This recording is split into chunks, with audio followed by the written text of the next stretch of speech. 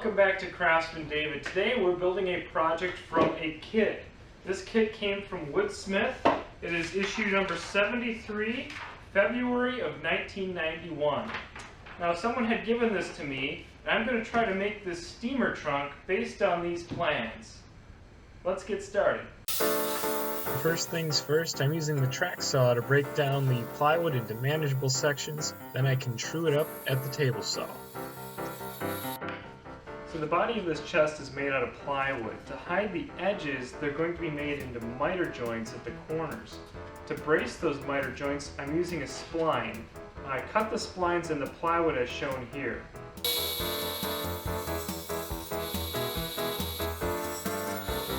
To cut the spline itself, I used this piece of hardboard, which I had, that would happen to be the same thickness as my saw blade. So I just cut it into strips, cut those strips to length, and voila, splines. Now to glue the body of the chest together, I'm actually gluing in the spines to give it a little bit added strength, and then I'll pull it all together with clamps. Okay, the sides of the box are all done gluing up. I drilled some pocket holes in them so that I can attach the bottom, and I'll glue that up next.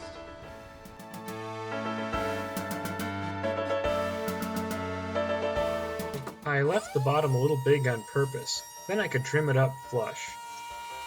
Up next, I need to make some trim where the lid meets the case. I got these pieces here that are just the ticket.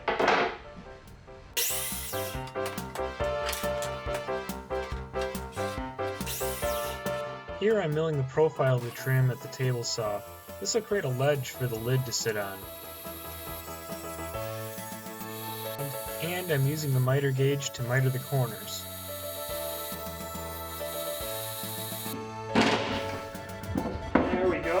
So I've got the trim on the box, it covers up that plywood edges, and all the way around it's held in with just pocket screws.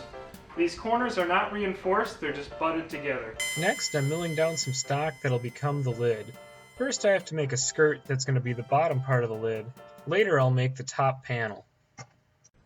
Once again, my strap clamp has let me down, so I have clamps in a cross squeeze pattern, which seems to work a lot better at bringing these miters together. And notice each miter joint has a spline in it, just like I did on the body. That helps reinforce them. With the frame dry, the splines can be cut flush with the surface. You guessed it, we're starting work on that top panel. Again, I'm using the miter gauge to cut perfect 45-degree angles. I've got my mitered frame that's going to become the lid and the top. And I've got these two middle pieces, and there'll be 3 panels that fit in between all this. In order for the panels to sit in, I need grooves, so I need to mill a groove on the inside of all these joints. Rotating the piece and cutting in both directions will ensure that the groove is totally centered. So I've got this top frame dry assembled using a clamping square in each corner, and with this in the right spot, I can take careful measurements of the inside and cut my pieces to fit in here perfectly.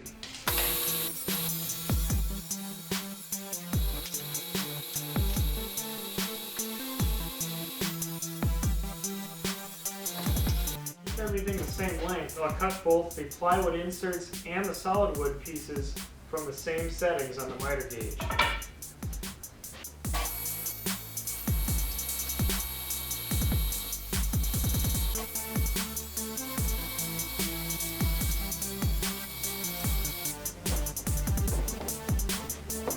Well, I got the dry fit complete of the top. It looks excellent. I'm ready to glue this up. It's going to be quite the thing to glue up though.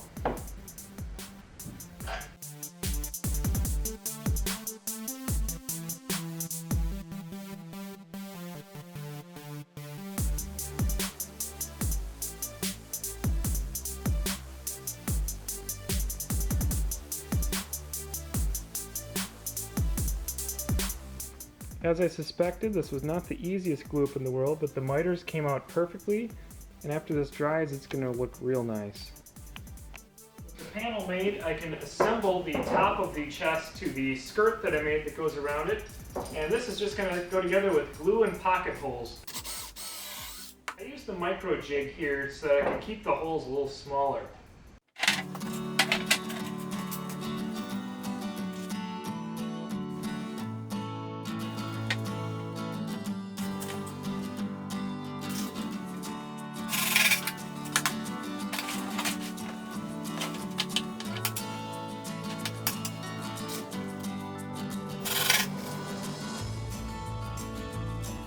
I'll put the plugs in.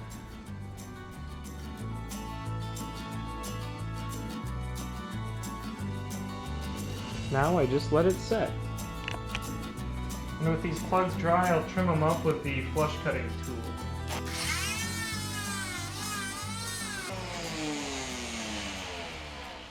Well, after a little sanding, those plugs don't quite disappear, but they are nice and smooth, and they are on the inside, so no one's really going to see them. Now I'm working on attaching the bands that go all the way around. I've got the lower one in the clamps here, and I've cut a spacer block exactly to the height that I want between these. So I can just use that. I can stick it roughly on. And I'll put one tack there. Now that tack's going to end up getting covered with a bracket, so I don't have to worry about filling that ever. I'll take my block over to this side and do the same thing.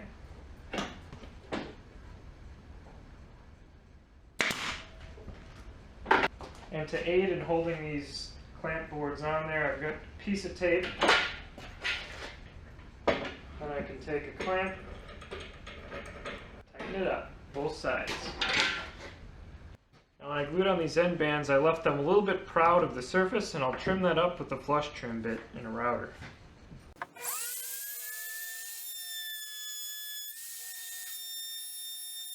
In order to glue on these front and back runners, I've got 6 clamps laid out along the bottom. I'll glue it here, apply it, I'll put it in the backer board, and then I'll clamp up all these clamps so I'll have even pressure on it. The nice thing about this method is I can clamp both sides at the same time.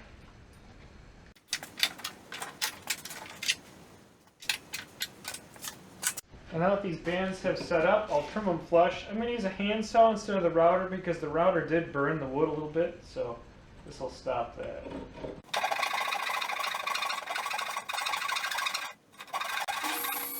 Now to begin the final major piece of this trunk, the tray that goes inside of it.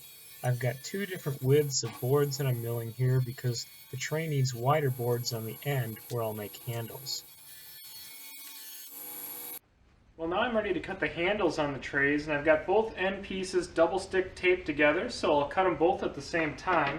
Here I'm at the drill press because I've laid out exactly where the handle needs to be, and the corners I'm going to drill with this 1/2-inch drill bit.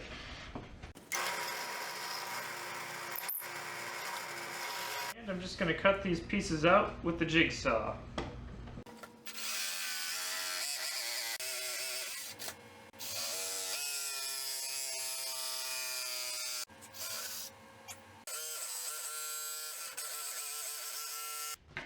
There we go, all cut out.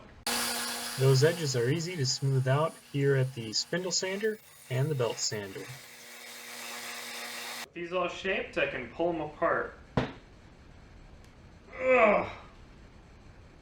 Oh boy.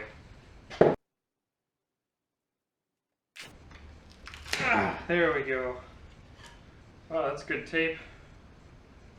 Well, just like on the lid, I'm dry assembling the tray. That way I can take actual measurements of the inside to make the panel that goes in the middle.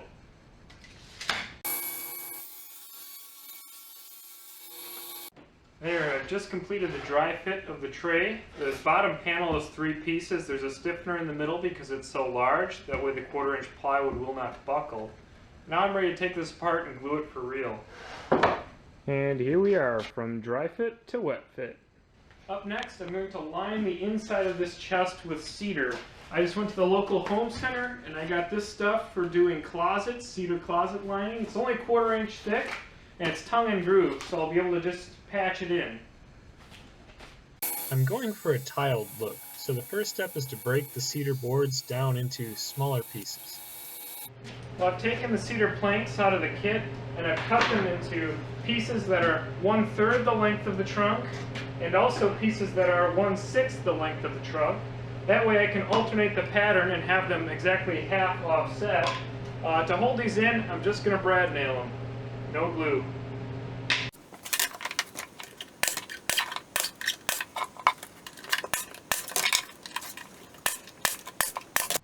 Well, check out that trunk, totally lined. Looks nice and it smells great.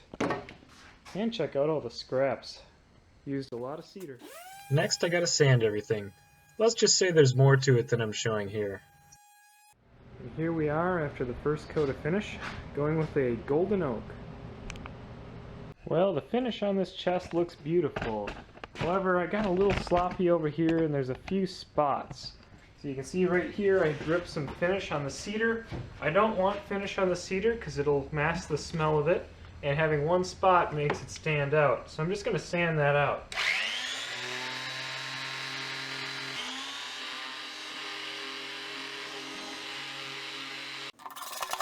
These cleats will support the tray. Well, I've decided to make this the front of the chest, and this thing comes with a lot of hardware I have to put on. And all of it goes on with these brass screws that have a slotted head, so no power drill or impact driver. I'll have to put these in by hand, one at a time.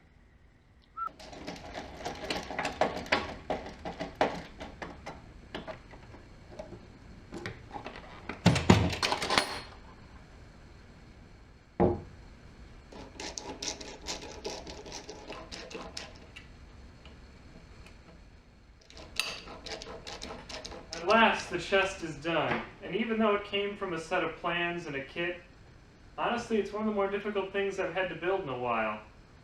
But I built it for my wife for her birthday. I can't wait to show it to her. I'm so excited about how it turned out. So without further delay, here's the reveal. Come on in. Oh my goodness. And it has a lock? What? You like your birthday present, honey? I love it. Wonderful.